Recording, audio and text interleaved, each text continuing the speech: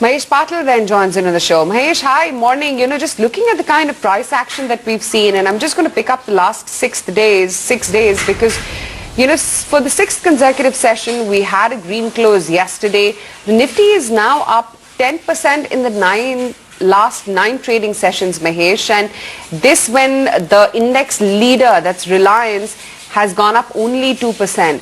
What is it telling you about the momentum and the mood in the market right now?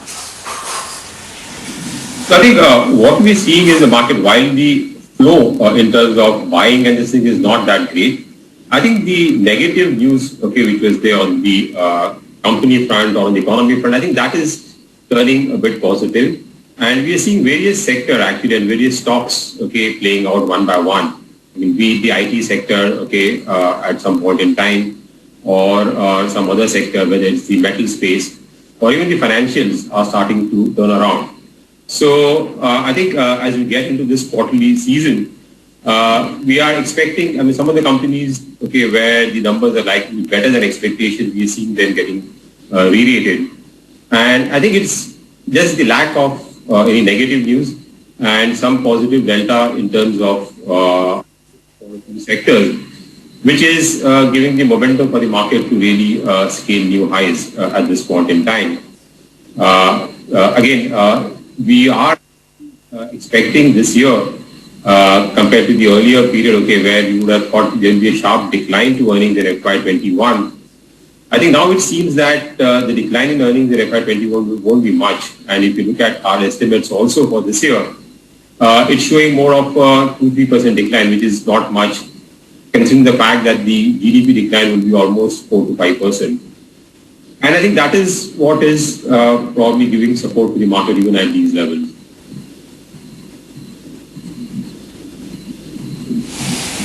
Yeah, seems to be the case. Mahesh, banking and insurance continue to be themes of interest for you. It's interesting what's playing out in both these spaces. You had a Bajaj Finance wherein the Q2 update did not sound all that confident. The picture going forward looks still very hazy for them. We saw how the markets as well sort of punished Bajaj Finance on that day when the Q2 update came out. And then within banks, you have the concentration and move of flows, which is completely migrating towards an HDFC Bank solo, which has actually managed to outperform and show leadership as opposed to the rest of the Bank Nifty constituents. Are you rejuggling your positioning when it comes to insurance and banks in any which way? So, in the banks, you're right. I think a couple of banks are exhibiting really strong growth on the retail side, and that is what is leading to outperformance over there.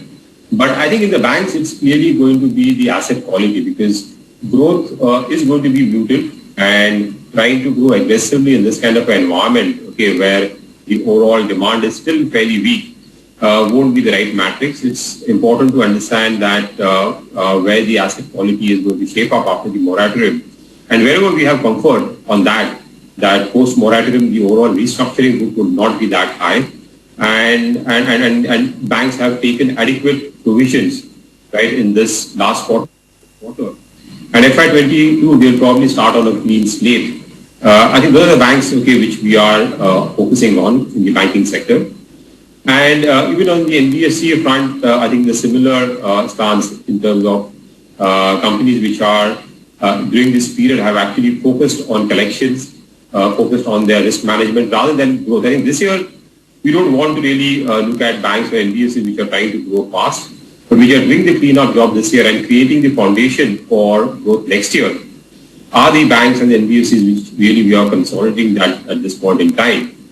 And the insurance sector has been steady. We've seen few of the insurance reporting strong numbers, but otherwise overall APE growth this year is going to be more or less flattish. And we've seen some consolidation now for the insurance names in the last few months. But I think the overall insurance sector also looks fine for us. I mean, you should see growth coming back next year in the mid-teens. And don't see any major challenges over there. So continue to hold on to our insurance names, and within the banking and financial, as I mentioned, be very, very selective.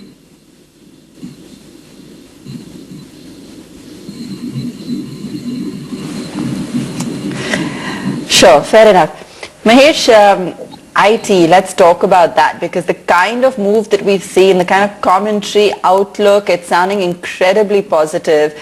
And while, of course, some of the IT names have already been on most people's radar, especially the key ones, what are you making of the kind of optimism that's now being built into the entire sector?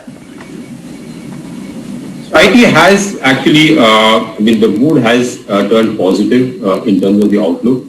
And the commentary also coming in from the large IT players is suggesting that we are seeing a significant shift in terms of the IT spend. Contrary to the fact that in the earlier downturn when we have seen after the global financial crisis, the IT sector also got impacted because of the slowdown in the economy. We saw cuts in the IT spend, at least discretionary spend.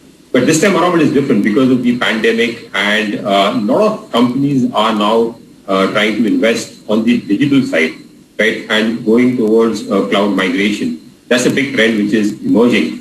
And a lot of these spends are not coming in from the traditional IT CIOs, but it's driven by the marketing department and the sales. And that is leading to a significant improvement in terms of the spends towards IT, towards digital and cloud migration. And that in turn has changed the outlook for growth for the large IT names. Earlier we were looking at a growth of somewhere around high single digits. Now that can potentially be in the low teens going forward.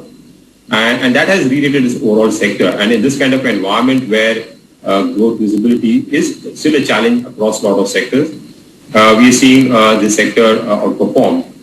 And also I think the margin outlook in this sector has also slightly looked better because many companies are, at least currently because of the cost savings, and also in terms of future, because of more outsourcing, which could happen in the current environment, and Indian companies are best in terms of the outsourcing model. I think you are seeing now margins either stability or margin improvement in a few days. So I think all these things is leading to the outperformance of the sector, and we think that it could be slightly not just a one-year phenomena in terms of growth, but it could probably be much longer and can be a multi-year phenomenon. So I think the sector might remain elevated. The re-rating what we are seeing in the last 1 year, that might sustain.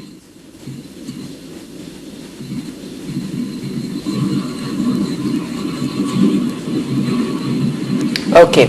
What about in terms of the kind of data that's suggesting a pickup, whether it be retail, whether it be two-wheelers, just ahead of festive season, even home sales for that matter? We are starting to see indicators all around of a better recovery.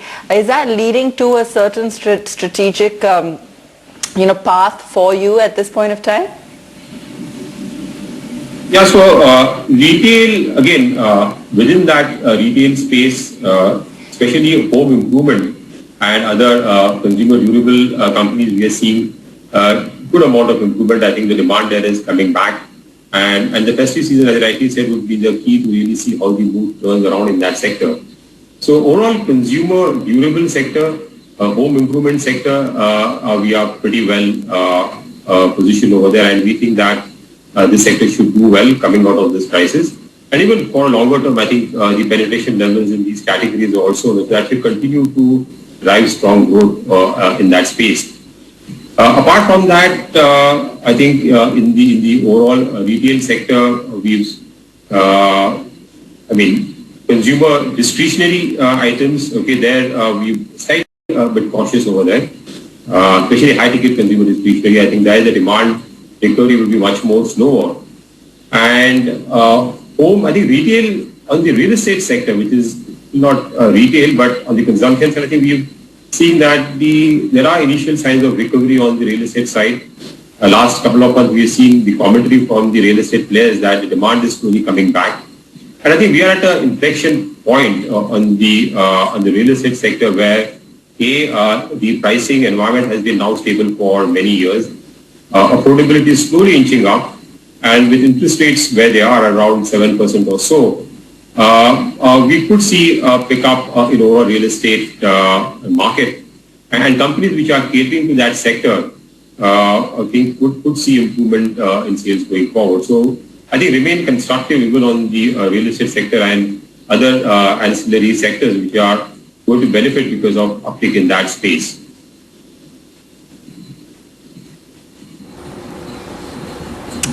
Mahesh, wanted to also get in a question from you or an outlook from you on the latest NFO, the ABSL Special Fund. Can you fill us in with the details?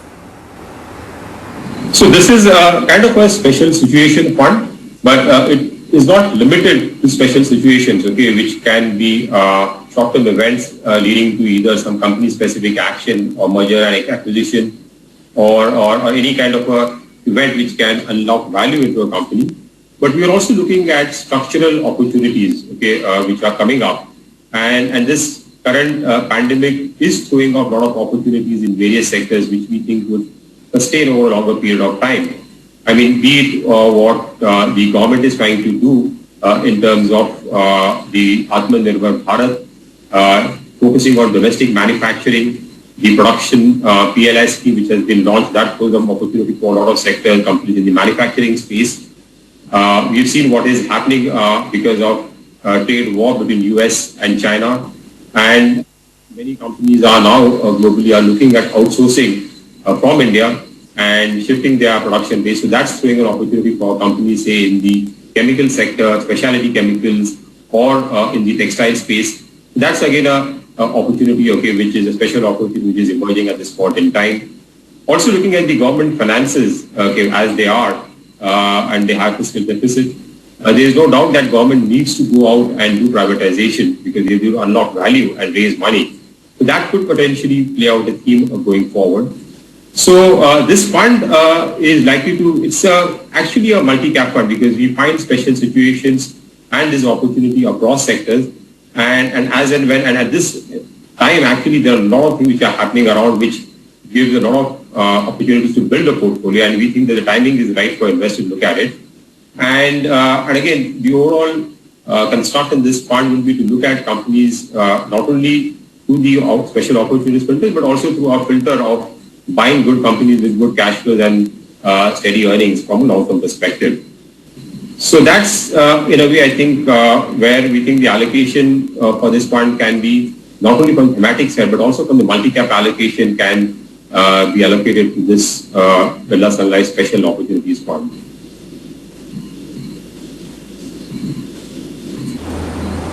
Okay, those are the details on the new fund offer. And when it comes to earnings, Mahesh, what do you think is going to be very critical this quarter? Because there is the festive season. You know, you have a lot of companies that have now got their strategies in place to combat the pandemic as well.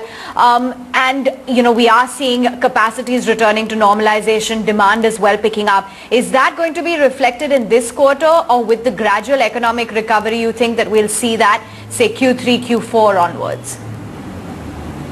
So I think clearly this quarter Q2 numbers will see some kind of an uptick, but it will be varied across sectors.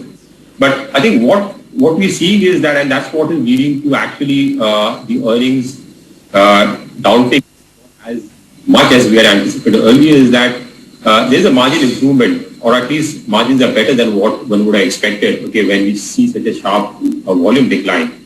And companies have been, corporates have been able to cut down on costs on various aspects, and that is helping companies to at least show a better EBITDA growth. So I think this quarter, I think, would be initial signs of recovery panning out, but clearly I think third quarter will be key to see that how the demand sustains, because in many companies we could see that inventory filling is happening, because first quarter was a total wash-off, okay, where the inventories were brought down, and in the second quarter we are seeing some primary demand which is there, but also inventory fill-up which is helping some of the companies. And I think the next quarter, third quarter, will be a real indication in terms of how the underlying demand is and shaping up, which will give a clear guidance in terms of how we are coming out of this crisis and how the growth outlook is going to shape up in the coming quarters.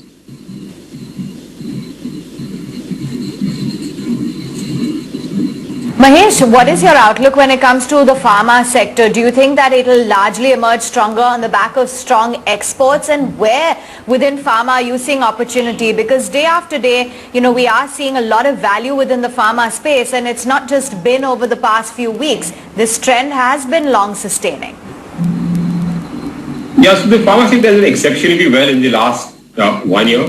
It's given a huge outperformance. And again, I mean, the valuations there are now looking fairly comfortable. There's not much upside in terms of multiples. But I think in the pharma sector, domestic pharma has been growing steadily. And because of the COVID, there are specific opportunities. A few companies are benefiting which are catering to the COVID demand and seeing a strong growth. But it's been on the export front, really, US generic space, which was a big pressure point and pain point for many years. That's seeing a big up move.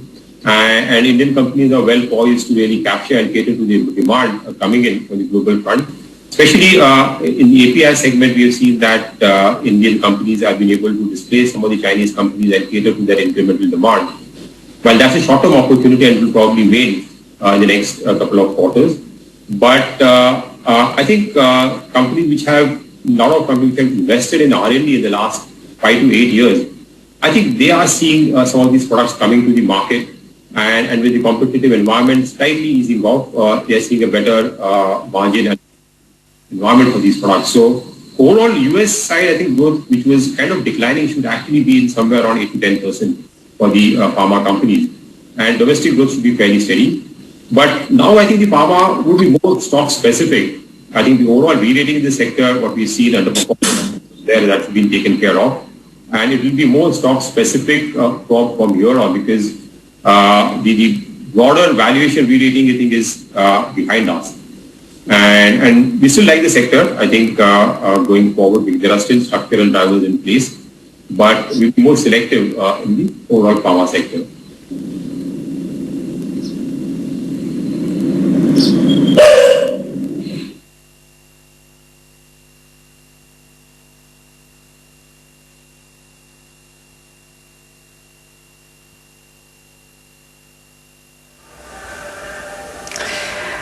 All right, fair enough. Mahesh, we're coming on to US elections as well now. So just to get a bit of a world view from you as well in terms of what you're anticipating in terms of, volatility. Things seem to be intact, with the hopes of a stimulus when it comes to Wall Street, but anything untoward that you're factoring in? The election, one is the election outcome and how the markets will react to that. We have seen that last time around. So I don't think we should be too much bothered about it, but clearly I think we should see increased level of volatility now, looking at where the markets are, the global market as well as our markets. And in that scenario, I think one would tend to be a bit cautious because the volatility is going to increase. But I think clearly the policy environment in the US, I think from the central banks, and that's not going to change. I think they'll continue with the same policy of easy monetary policy, good liquidity, low interest rates.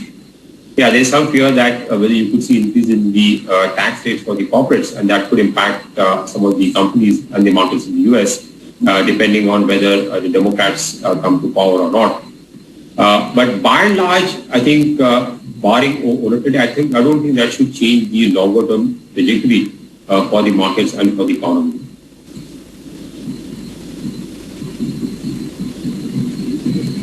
Mahesh, the latest reports when it comes to the cement industry seem to indicate that it has been very resilient. You are seeing the price hikes as well that are managing to help cushion the cost pressures.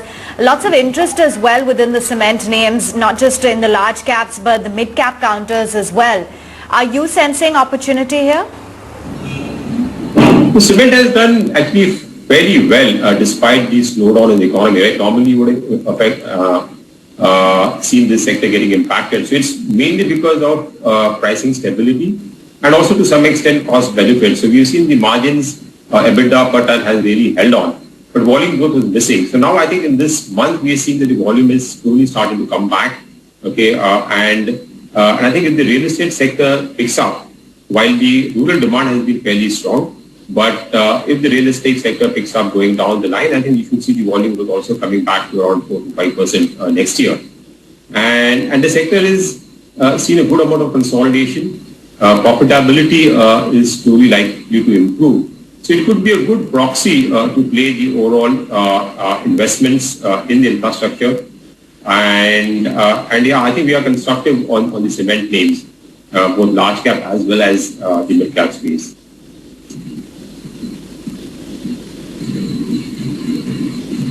It seems like for a lot of the EPC product firms as well as capital goods that now capacities are pretty much back to normal. There has been a focus on improvement of liquidity. The labor shortage as well seems to be normalizing. Are you penciling in a recovery in this quarter within the capital goods stroke even construction space?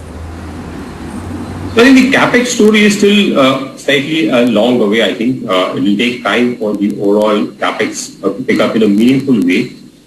Still, the capacity utilization levels in the sectors are still lower than the normal levels. And I think the big capex push, see from the government side, we are not seeing large investment because, as I said, the government is still struggling because of the fiscal deficit. They don't have too many levers to kickstart big infrastructure investments. So I think the recovery there will be slow and gradual. Even the government scheme for getting manufacturing, domestic manufacturing and the production link intensive.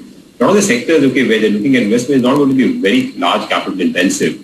And to that extent, the capital goods sector, I think, will still take some more time. It will probably be a late cyclical and we would probably wait for really to get into that sector at this point in time. And overall construction space is fine. I think the order inflow has been okay-ish, not as strong as one would have expected, but the valuations there are very attractive. So longer term view, I think in that sector, as we see demand slowly coming back, as government is looking at various avenues to monetize some of the existing assets, and that will be used to really fund some of the new projects on the road sector.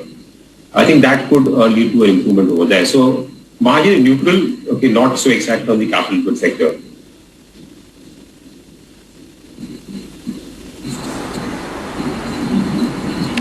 Okay, fair enough. We've also got the RBI policy then coming up, Mahesh. What exactly is it that you're penciling in? Because consensus on the street seems to be that it's going to be a status quo this time around. But even when it comes to growth projections, inflation targeting, fiscal stimulus, what is it that you're looking forward to?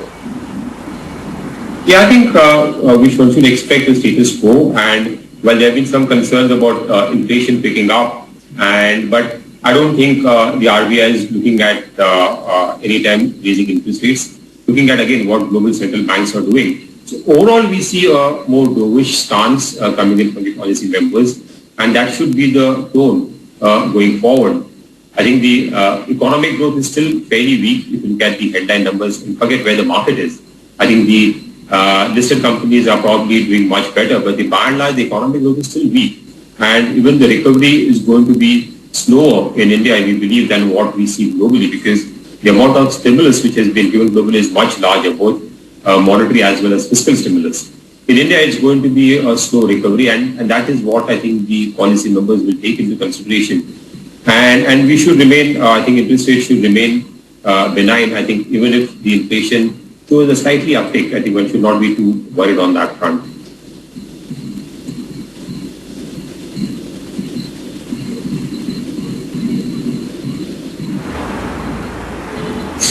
Mahesh, it's been a pleasure having you on board. Many thanks for discussing your outlook on the market, sectors with opportunity, as well as the outlook on the RBI policy. 11,814, we've tempered